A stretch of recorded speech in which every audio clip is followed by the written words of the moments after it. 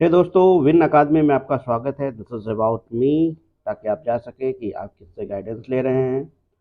और एक video lecture शुरू करने के पहले एक रिक्वेस्ट है आप लोगों से कि आप लोग सब्सक्राइब नहीं कर रहे हैं इस चैनल को, तो प्लीज़ सब्सक्राइब कीजिए। सब्सक्राइबर बेस कम है, तो थोड़ा लोगों के पास वीडियोज़ पहुंचने में दिक्कत हो रही है। इसको शेयर भी कीजिए ताकि बहुत लोग जो है इस चैनल से जुड़ सकें। तो चलिए, ये हमारा चौथा लेक्चर होगा, हमारा लेक्चर सीरीज, जो कि हम लोग पॉलिटी का PYQ कर रहे हैं, जो कि वन लाइनर फॉर्म में है, जो बाइलिंगुअल होने वाला है ना, ताकि हिंदी इंग्लिश दोनों लोग इसका फ़ायदा उठा सके। तो आज जो है हम लोग डिस्कस करने वाले हैं फंडामेंटल राइट्स और मूल अधिकार।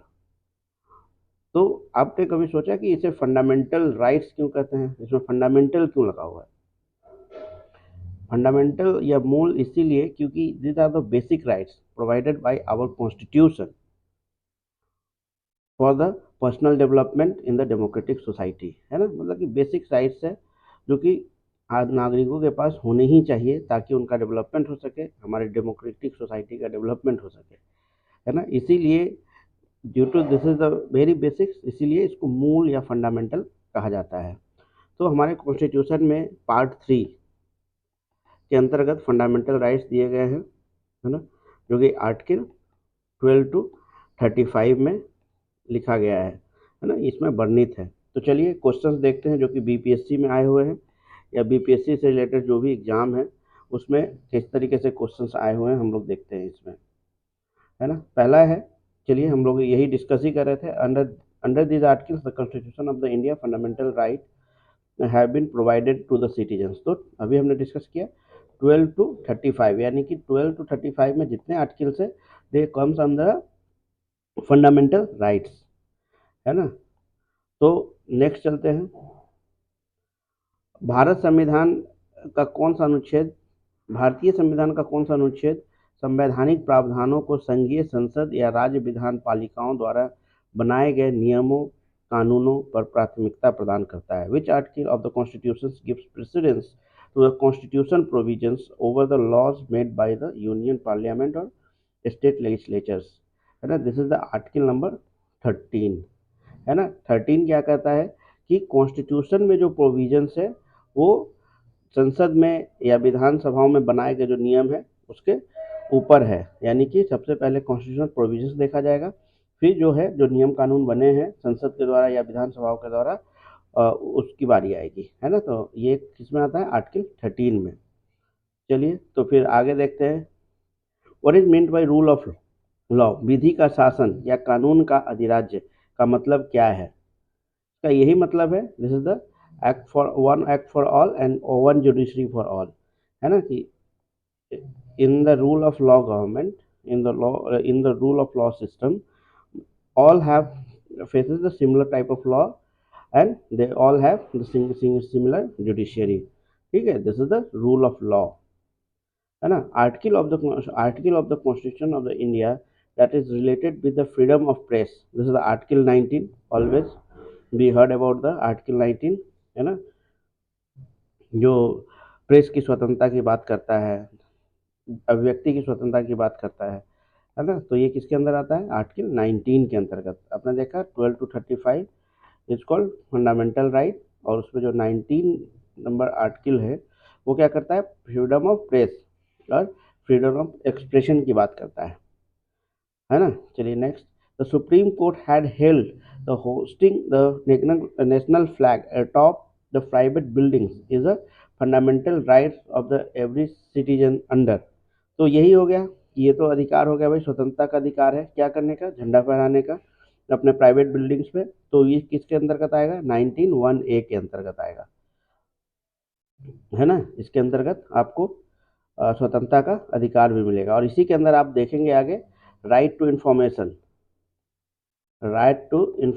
जिसे RTI कहते हैं, वो भी इसी के अंतर्गत हम लोग को एज ए फंडामेंटल राइट अधिकार मिला है ना। चलिए नेक्स्ट करते हैं। When was the right of education added through the amendment in the constitution of India? तो चलो उस समय ये एग्जाम हुआ था इसीलिए डेट पूछ दिया गया।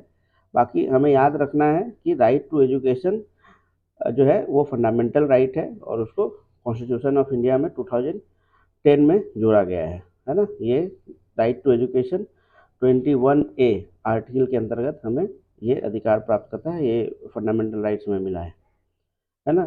चलिए नेक्स्ट करते हैं। एमोंग द फॉलोइंग्स, है ना, right to information, right to work, right to education and right to housing, है ना, following is the rights, human rights as well as fundamental rights under the constitution of India. तो अभी हमने देखा, तो यहाँ पे देखिए क्या है, राइट ऑफ एजुकेशन, ये तो सही है, लेकिन हमें क्या है ना कि right to information is also a fundamental right, है ना, according to article 21 sorry 19(1)A, है ना। और right to education fundamental right किससे होगा, 21A के हिसाब से। ठीक है, तो यहाँ पे आप एक सुधार कर लीजिएगा कि शिक्षा का अधिकार प्लस सूचना का अधिकार, ये दोनों जो है हमारा मौलिक मानव अधिकार भी है और ये मौलिक अधिकार भी आ जाता है। ये क्वेश्चन पुराना है, पुराना पूछा गया था, इसीलिए उसमें के उस समय केवल जो है शिक्षा का अधिकार को ही मिला था मान्यता फंडामेंटल राइट के रूप में, लेकिन बाद में राइट टू इंफॉर्मेशन भी एक फंडामेंटल राइट बन गया। ठीक है, चलिए, the following are given the power to enforce the fundamental right by the constitution, है ना। किसको जो है अधिकार दिया गया है, तो उसमें आएगा सुप्रीम कोर्ट और हाई कोर्ट को अधिकार दिया गया है कि अगर कोई भी फंडामेंटल राइट का वायलेशन होता है तो वो उस पर कार्रवाई कर सके। तो इसका आंसर होगा supreme court and high court, not only केवल नहीं होगा, दोनों साथ ही होगा आंसर। ठीक है, the following constitutional remedies are also known as postmortem, है ना। तो कॉन्स्टिट्यूशनल रिमेडीज में अब आर्टिकल 32 में कॉन्स्टिट्यूशनल रिमेडीज के बारे में बताया गया है, जिसमें 5 रिट्स है ना। 5 रिट्स में जो है, जो 2 रिट्स है, सर्टियोरेरी और क्वो वारंटो, है ना, इन दोनों को पोस्टमार्टम कहा गया है। ये डायरेक्ट क्वेश्चन आता है आपका। तो अगर आपके पास दोनों ऑप्शंस होंगे तो आप क्वो वारंटो को मारेंगे, है ना। अगर क्वो वारंटो नहीं होगा ऑप्शन में तो सर्टियोरी को मारेंगे। तो इस तरीके से जो पोस्टमार्टम, ये देखना डायरेक्ट क्वेश्चन आपका आएगा एग्जाम में कि पोस्टमार्टम किसे कहा गया है, तो आपको इन दोनों में से ऑप्शन में से टिक करना होगा। The following is not a fundamental right, the following is not a fundamental right, तो क्या है, right to property is not a fundamental right, इसको स्टक डाउन कर दिया गया था, जो कि आर्टिकल 31 में था, जिसको हटा दिया गया था फंडामेंटल, इसको लीगल राइट बनाया गया, है ना, इसको फंडामेंटल राइट नहीं, हटा दिया गया था। चलो याद रखना है, right to property is not a fundamental right. ठीक है, choose the fundamental rights available to Indian citizen but not the alien, है ना। चलिए यहाँ पे हम लोग देखते हैं कि जो फंडामेंटल राइट है उसमें से जो आर्टिकल 15, 16, 19, 29 और 30 जो आर्टिकल है वो फॉरेनर को प्रोवाइडेड नहीं है। बाकी जितने भी राइट्स हैं वो फॉरेनर भी और इंडियन सिटीजन भी दोनों जो है अवेल कर सकते हैं। तो हम लोग देखते हैं 19, जो कि फ्रीडम ऑफ स्पीच और एक्सप्रेशन है। ऐसा नहीं कि जो है कोई फॉरेनर आके हमारे जो है कंट्री में आके कुछ भी बोल दे, है ना, और उसकी रक्षा जो है सुप्रीम कोर्ट और हाई कोर्ट करेगा। तो इसलिए ये वाला जो है अधिकार उनको नहीं दिया गया है, आर्टिकल 19 के तहत आता है। तो ये आपका जो है गलत हो जाएगा, सॉरी ये नॉट गिवन, तो ये सही हो जाएगा आपका। और इक्वलिटी बिफोर लॉ आर्टिकल 14, ये तो सबके लिए है। राइट टू माइनॉरिटी जो आर्टिकल 29 और 30 के अंतर्गत आता है, ये केवल जो है इंडियंस के लिए, इंडियन सिटीजन्स के लिए, फॉरेन सिटीजन्स के लिए नहीं है। Protection of life and liberty, ये भी आर्टिकल 21, है ना। तो ये फॉरेनर प्लस इंडियन सिटीजन दोनों को दिया गया है, तो इसलिए इसका आंसर होगा 1 और 3। The following rights conferred by the constitutions of India is also available to non citizen, है ना। तो ये क्या है, राइट टू कॉन्स्टिट्यूशनल रेमेडीज। ठीक है, ये जो है दोनों को दिया गया है, ये इंडियन को भी है और नॉन सिटीजन ऑफ इंडिया को भी दिया गया है। ठीक है, right to constitutional remedies includes, है ना, constitutional remedies under article 32 includes क्या है, this is the fundamental rights, legal rights and constitutional rights. ये ऐसा नहीं कि केवल एक का है, ये तीनों को इंक्लूड करता है ना। तो आप देखेंगे next, right to property was removed from the list of fundamental right. हमने कहा कि राइट टू प्रॉपर्टी पहले आर्टिकल 31 के तहत जो है वो फंडामेंटल राइट है, लेकिन जब मुरारजी गवर्नमेंट आई थी, जनता पार्टी की गवर्नमेंट आई थी, तो आफ्टर इमरजेंसी तो इसने राइट टू प्रॉपर्टी को फंडामेंटल राइट से हटा के एक लीगल राइट बना दिया था, है ना। तो मुरारजी देसाई की गवर्नमेंट थी, है ना। फर्स्ट नॉन कांग्रेस जो है prime minister Morarji Desai.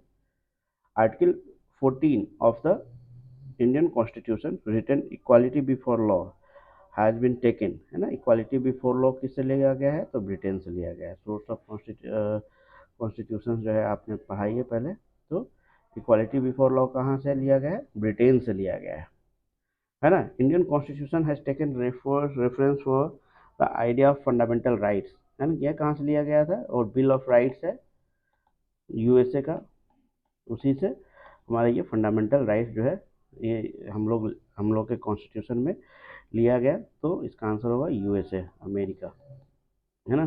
Court can issue following for the enforcement of the fundamental right. ऊपर हमने डिस्कस किया कि अंडर आर्टिकल 32 कॉन्स्टिट्यूशनल रेमेडीज के तहत जो है रिट्स जारी करता है। 5 टाइप ऑफ रिट्स होता है ना। सर्टियरी, गो वारंटो, हेवियस कॉर्पस, है ना। और ये और भी दो हैं, ठीक है। और इस तरीके से वो रिट जारी करके आप देखेंगे कि वो फंडामेंटल राइट को प्रवेश करता है। कॉन्स्टिट्यूशनल रेमेडीज नोन पोस्टमार्टम, ऊपर भी आया था। हमने क्या बोला कि जब डायरेक्ट क्वो वारंटो होगा, क्यों, तो क्वो वारंटो मानना है ना। और सर्टियरी होगा तो सर्टियरी भी मानना है, ठीक है। अगर दोनों होगा तो क्वो वारंटो को हम प्रेफरेंस देंगे, ठीक है। This is called postmortem. देखिए 2 बार क्वेश्चन पूछ चुका है। This category of fundamental right includes protection against discrimination in the form of untouchability. So, this is under the right of Article 13, right to equality. तो इस तरीके से हम लोगों ने फंडामेंटल राइट्स में जो भी क्वेश्चन पूछे गए थे जल्दी जल्दी उसको डिस्कस कर लिया, क्योंकि समय कम है ना। तो आप लोग जो है इस तरीके से जल्दी जल्दी इसको आप भी फिनिश कर लें और याद करने की कोशिश करें, कुछ समझने की कोशिश करें। लेकिन लास्ट समय में जो याद रहेगा वही आप एग्ज़ाम में अच्छे से दे पाएंगे, अच्छे से लिख पाएंगे, ठीक है। तो प्लीज़ सब्सक्राइब, है ना, एंड शेयर दिस वीडियोस, ताकि जो है लोगों को पता चल सके। Thank you very much.